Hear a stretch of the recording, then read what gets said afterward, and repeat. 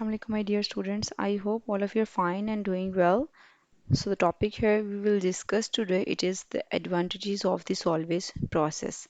So basically the Solvay's process is a process in which we prepare the sodium carbonate, and here the sodium carbonate is basically prepared by the use of the raw materials that was having ammonia, carbon dioxide, and the third one raw material that we have used for its preparation, it is calcium oxide, which is called as CaO, and it is prepared by the use of the limestone, which is calcium carbonate CaCO3, that produces the calcium oxide. So these are the three main raw materials that we use for the process of the Solvay's method for the preparation of this important material, which is sodium carbonate. Now, what are the main advantages that method was induced by the different scientists? It is having a lot of advantages over the other methods because of some reasons, and these reasons are: first one is it is basically a cheaper process. Now, how we can call it as it is a cheaper process? Because all the raw materials that we need for this process are present at very low cost, and all the raw materials are available very easily. So we can call this as a cheaper process. And the main raw material that we need it is sodium chloride, which is called as the brine. It is very cheap. Along with we need the ammonia and we need the calcium carbonate. All these three reactants are easily available and they can be gained at very low cost.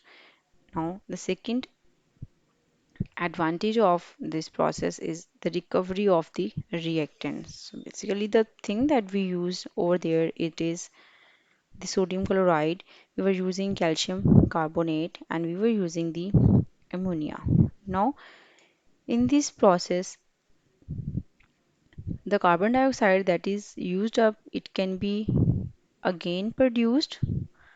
This is the first reactant, and the second, that ammonia when it is going to react with the water producing the ammonical brine, and after the reaction of the ammonium chloride it can be again produced.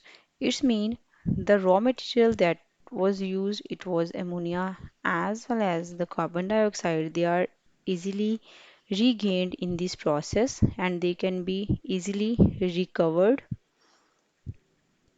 at no cost and they can be easily reused. So that's why the recovery of reactants it is the plus point for this method, and it is a very good method for the production of the sodium carbonate.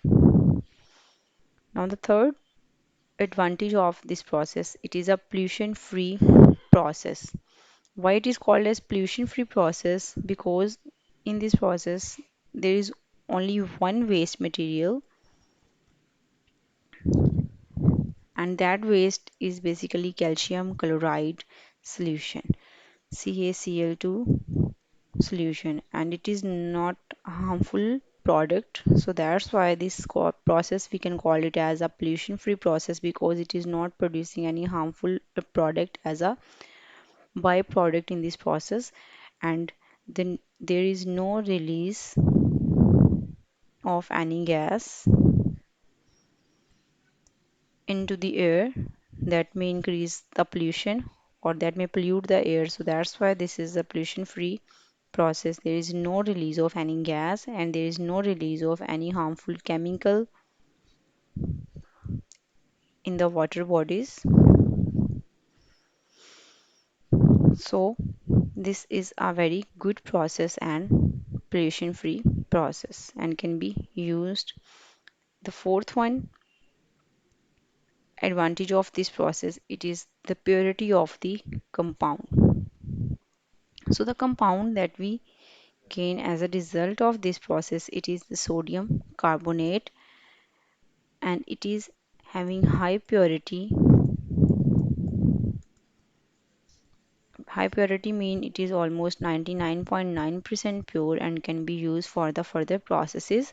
So the sodium carbonate is basically a white, it is white in color, and it is a solid product, and it is having some granular process or maybe the in the crystal form. So the sodium carbonate having formula NaCO3 is a white solid, and it is having high purity when we use the process which is called as the Solvay's process.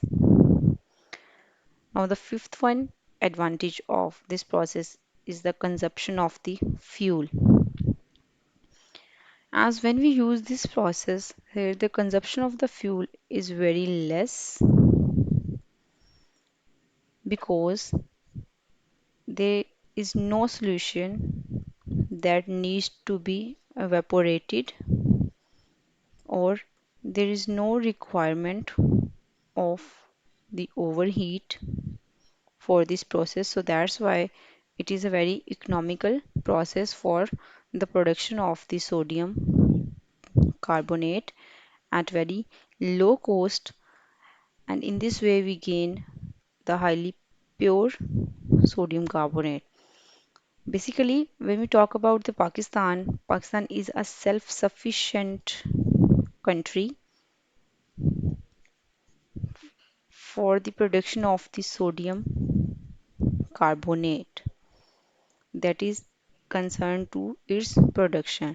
So that's why the first one unit that is established for its production, it was in the year 1944, and it just takes place at Kevra because of the one reason, because Kevra is known as the most abundant place for the brine. It is having sodium chloride in a bulk form, so that's why it is used again for the process of the Solvay's method and produces sodium carbonate at very high level. So this was all about today's lecture. I hope you guys understand, and if you have any queries, you may ask me about that in the comment section. The next topic that we will discuss, it is the manufacturing of the urea. For that time, you guys keep learning and have a good day.